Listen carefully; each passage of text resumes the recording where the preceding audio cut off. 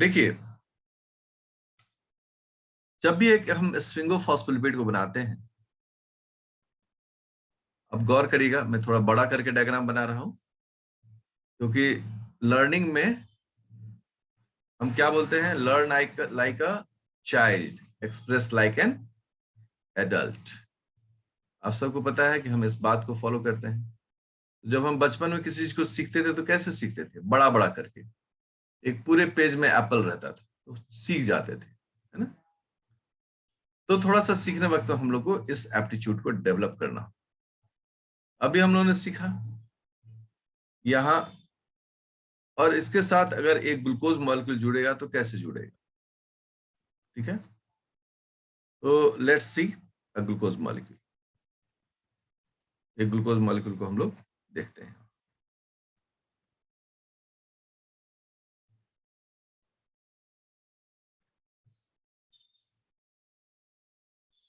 देखिए, ये स्ट्रक्चर हो गया ग्लूकोज का।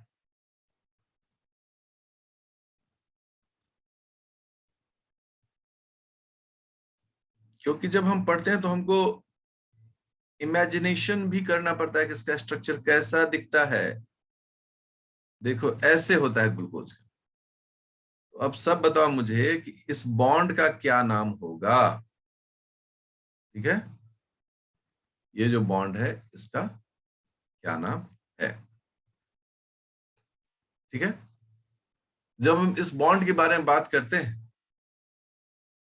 ये बॉन्ड हमको कहलाता है ग्लाइकोसिडिक बॉन्ड, ठीक है। और वैसे अगर आप देखें तो दो कार्बन से सीधे ये ऑक्सीजन जुड़ा हुआ रहता है, जो कि एक इस ईथर बॉन्ड की तरह का बिहेवियर शो करता है। अब चलो, मैं इधर नहीं बनाता हूं, मैं इस साइड बनाता हूं, कार्बन नंबर 2 पर। यहां पर देखिए, यहां पर सोचो कि एक एक फैट एसिड जुड़ रहा है, ठीक है। छोटा सा फैट एसिड जोड़ते हैं, ब्यूटारिक एसिड। सब लोग ध्यान से और गहराई से सीखना। जो लोग रेगुलर क्लास में हैं उनकी रफ्तार थोड़ी सी ज्यादा होगी, लेकिन जो रेगुलर नहीं है वो परेशान नहीं हो, उनको ये सब चीजें हम रिवाइज कराएंगे। जब एक बार आप माइंड सेट कर लीजिएगा कि हाँ, नेट का क्लास करना है, ये सब चीजें हम रिवाइज करवा रहे हैं, ठीक है। अब क्या होता है, ये एच ओ और ये एच, ये टूट कर यहां से बाहर निकल जाता है वाटर मॉलिक्यूल के रूप। इसको हम यहां से ऐसे मिटा दे रहे हैं, ठीक है ना। ये मिटा दिए, ये मिटा दिए, ओके। और इस बॉन्ड को हम जोड़ देते हैं, ठीक है ना। ये हमारा बॉन्ड जुड़ गया। अब ये जो बॉन्ड हो गया, इस बॉन्ड को हम लोग कौन सा बॉन्ड कहते हैं, इसे हम लोग बोलते हैं एमाइड बॉन्ड। सब लोग याद रखना, क्या कहते हैं इसको हम लोग, एमाइड बॉन्ड। एमाइड बॉन्ड कैसे बनता है, R1N C double bond O R2। ये जो बॉन्ड होता है, ये जो बॉन्ड होता है, this is called amide bond. Net समय ऐसे ही सवाल आता है जी, ठीक है ना, कि एमाइड लिंकर है। अब विद्यार्थी कनेक्ट ही नहीं कर पाता है, वो सोचता है क्या ये एमाइड लिंकर आ गया, क्या चीज है ये। तो थोड़ा सा इसको अलग से आपको अभ्यास करना है। इस वीडियो को देखकर भी इसका अभ्यास करना आपके लिए बहुत जरूरी है, क्योंकि लिपिड्स है तो लिपिड्स तक ही हम लोग बात को रखेंगे। अब जो अगला मुद्दा आता है इसमें, वो मुद्दा आता है, अब तो हम लोगों ने स्फिंगोलिपिड्स को भी देख लिया, तो थोड़ी थोड़ी जानकारी हम लोग को बढ़ानी होती है इन सब के बारे में, स्फिंगोलिपिड्स के बारे में। सबसे पहला स्फिंगोलिपिड जो है, इसको हम लोग बोलते हैं सेरामाइड। सेरामाइड, स्फिंगोसेरामाइड भी कहते हैं इसको। और बड़ी बढ़िया है कि आप लोग इसका उच्चारण स्फिंगोसेरामाइड करते हैं, ये अच्छी बात है, स्फिंगोसेरामाइड। ये स्फिंगोसेरामाइड जो है, इट इज सिमिलर टू, ये किस तरह से दिखता है, similar to di acyl glycerol. Di acyl glycerol, अब जब विद्यार्थी इस स्ट्रक्चर ऐसा नाम पढ़ता है ना, वो कंफ्यूज होता है। DAG इसको कहते हैं। ये क्या है? डाई मतलब दो ठो, एसाइल मतलब फैटी एसिड, और ग्लिसरॉल का मतलब ग्लिसरॉल ही है। तो ग्लिसरॉल में दो फैटी एसिड जुड़ा हुआ है, then this is called di acyl glycerol. बहुत कितना आसान लगता है पूरा। इसके नाम को अगर थोड़ा सा हम पेंच निकाल दें तो पूरा समझ में आता है। अच्छा, ये डाई एसाइल ग्लिसरॉल मतलब ग्लिसरॉल में अगर दो फैट एसिड जुड़ा हुआ तो उसे हम लोग डाई एसाइल ग्लिसरॉल। ठीक है। और दूसरा सिरेमाइड के बारे में क्या बोलते हैं? It is parent, it is parent of all sphingolipids. जितने भी स्फिंगोलिपिड्स होते हैं उसका सबसे सामान्य स्ट्रक्चर कौन होता है? Parent structure, ceramide. मतलब इससे नीचे नहीं जा सकते। So it is the simplest unit of sphingolipids. Sphingolipids का ये सिंपलेस्ट यूनिट है। आप पढ़ रहे हैं अभी कंपाउंड लिपिड्स को पढ़ रहे हैं। अब देखो और सीखो। जो दूसरा example, this is called sphingomyelin.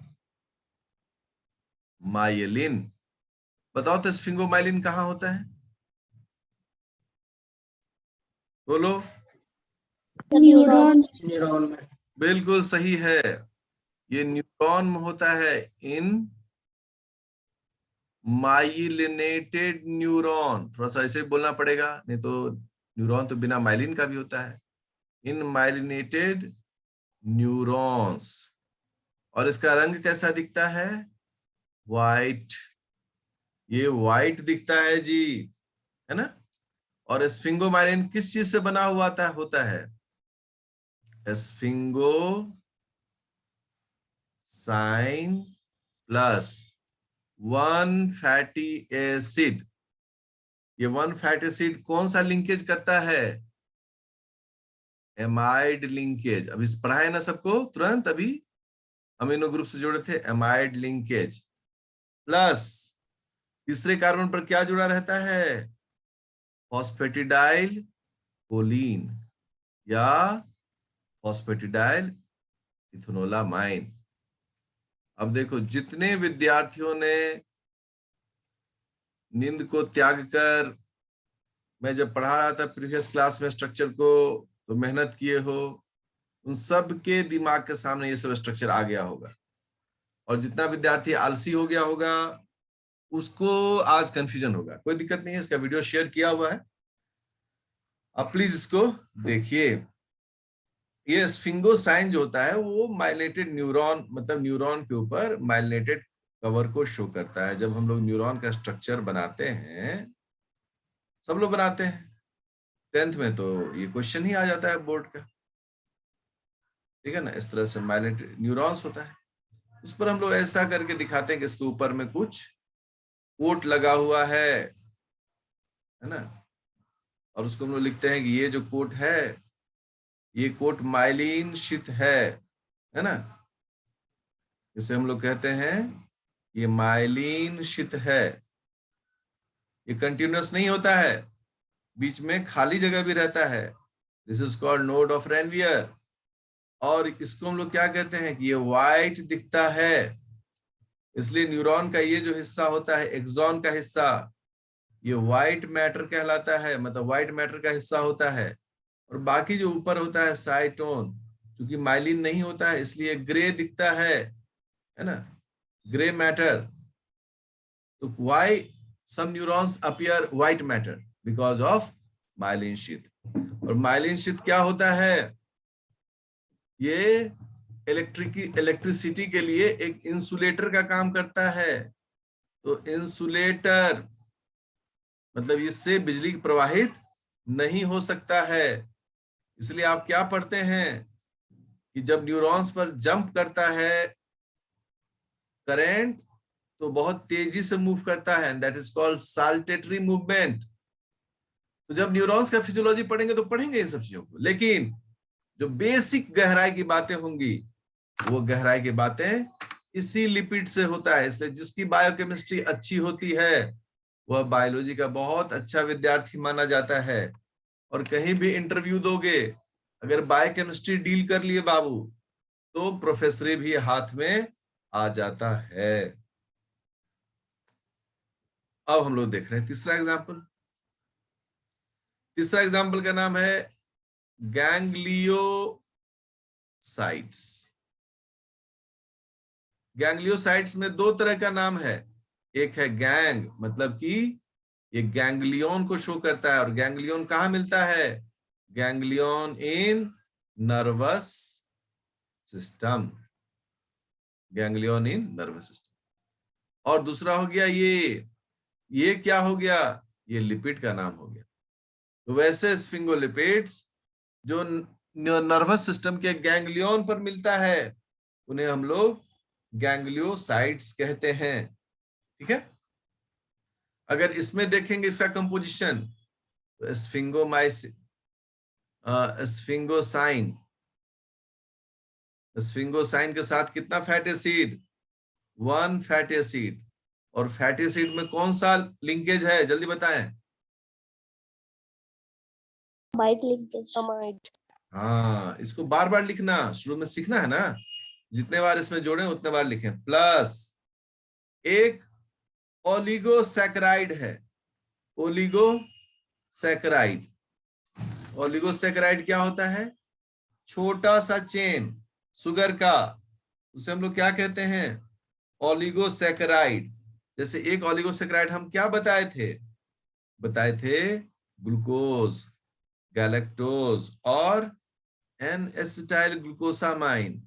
और इस गैलेक्टोज से जुड़ता है 5 एसिटाइल न्यूरामिनिक एसिड। ये सब शुगर में सीख जाओगे, ठीक है ना। इसमें थोड़ा सा भी कंफ्यूजन भी हो ना, तो अभी एकदम घबराने की जरूरत नहीं है। लिपिड्स खत्म करने के बाद शुगर शुरू करेंगे, कार्बोहाइड्रेट। ये सब आप बच्चों की तरह बोल, जैसे हम बोल रहे हैं ना, लिख ले रहे हैं, उसी तरह से आप भी लिख लीजिएगा। बस अभ्यास जरूर करिएगा, वहां शॉर्टकट मत करिएगा। ठीक है। ये है गैंग्लियोसाइट्स के बारे में। अब गैंग्लियोसाइट को क्लासिफाई भी किया जाता है। देख रहे हो लिपिड्स में कितना चीज सीखने का मौका मिल रहा है, बहुत कुछ सीखने का मौका मिलेगा। वैसे मैंने स्टडी मटेरियल भी शेयर किया है, आप वहां से भी पढ़ सकते हैं। ये जो न्यूरामिनिक एसिड है, 5 एसिटाइल न्यूरामिनिक एसिड, इसको लोग सियालिक एसिड भी कहते हैं। सियालिक एसिड, ठीक है। ये सेल इंटरेक्शन में पार्टिसिपेट करता है। सेल इंटरेक्शन में पार्टिसिपेट, सेल सिग्नलिंग, सेल अधेशन, इन सब में ये पार्टिसिपेट करता है। ठीक है ना। Number of sialic acid is important, sialic acid की संख्या महत्वपूर्ण मानी जाती है। ठीक है। अगर एक सियालिक एसिड होगा, ठीक है ना, अगर एक सियालिक एसिड होगा SA, उसको हम लोग बोलते हैं मोनो गैंग्लियोसाइड। अगर 2 सियालिक एसिड रहा तो बोलते हैं डाई गैंग्लियोसाइड। अगर 3 सियालिक एसिड रहा तो हम लोग बोलते हैं 3 गैंग्लियोसाइड। ऐसे करके उसका नेमिंग होता है। तो कहीं भी अगर, अब जैसे गैंग्लियोसाइड GS2 का मतलब क्या हो गया? 2 डाई गैंग्लियोसाइड, मतलब डाई नहीं लिखेंगे जी, 2 लिखेंगे, ठीक है ना। 2 गैंग्लियोसाइड्स मतलब कि इसमें 2 सियालिक एसिड होता है। कोई सवाल पूछना है यहां पर?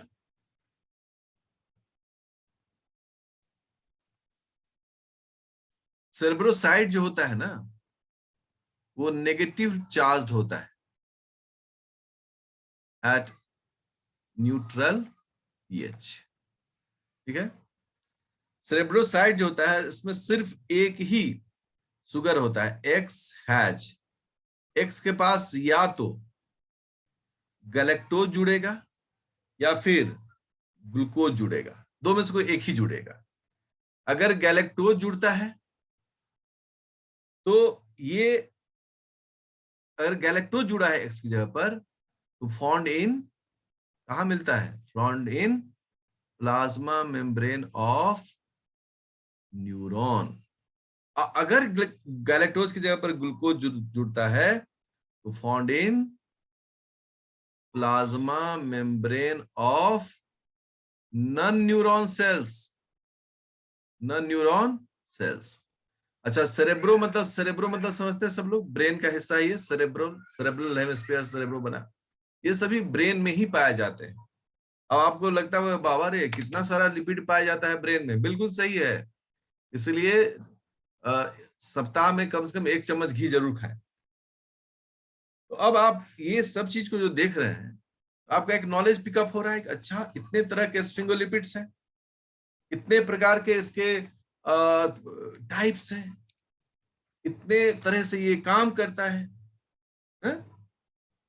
तो जब इतने तरीके से काम करता है तो आपके मन में कई सारे सवाल होंगे। पहला सवाल, यही सवाल महत्वपूर्ण होता है, पहला क्वेश्चन, सर बनते कहाँ है ये? बनते कहाँ है? कहाँ है? मिलते कहाँ है ये? मिलते कहाँ है ना? और तीसरा सवाल, क्वेश्चन नंबर 3, डिग्रेड कहाँ होते हैं? डिग्रेड कहाँ होते हैं, ये सब जरूर लिखिएगा, ठीक है? और लास्ट सवाल, अगर डिग्रेड ना हो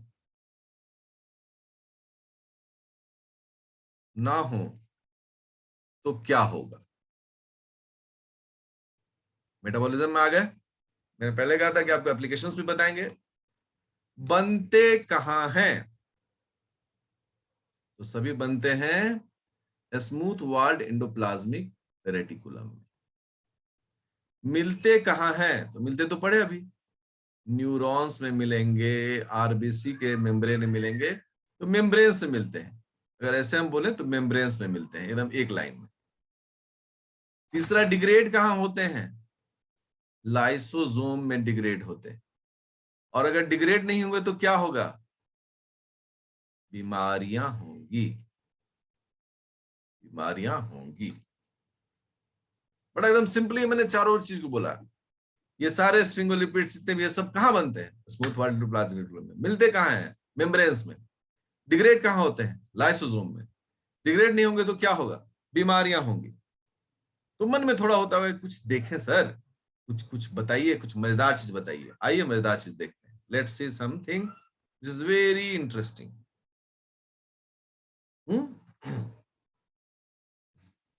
तो डिग्रेडेशन का जो प्रोसेस है उस पर हम लोग ध्यान दे रहे हैं।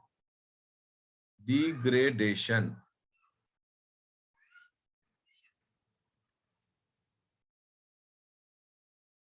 Of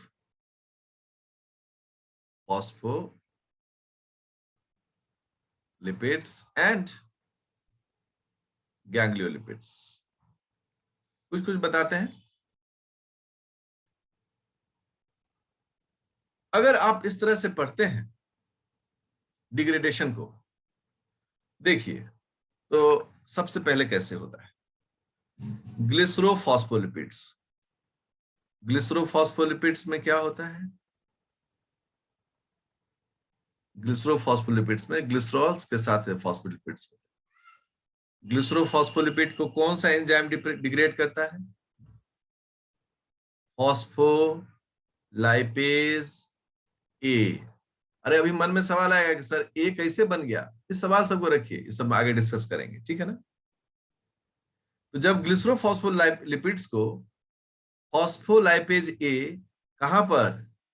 in lysosome. Degradation cell में लाइसोसोम होता है। तो ये किस में टूट कन्वर्ट हो जाता है? ये टूट जाता है लाइसो फॉस्फोलिपिड्स में, लाइसोफॉस्फोलिपिड्स में टूट जाता है। और तब एक दूसरा एंजाइम जिसका नाम क्या होता है?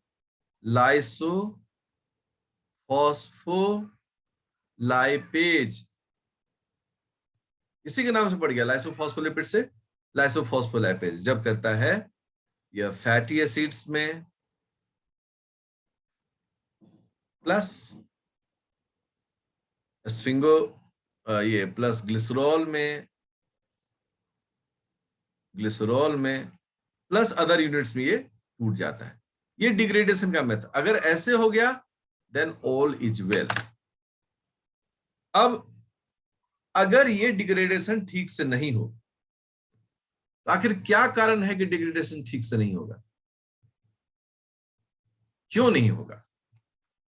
एक टर्म होता है if gene mutation occurs in the gene of lipid degrading enzyme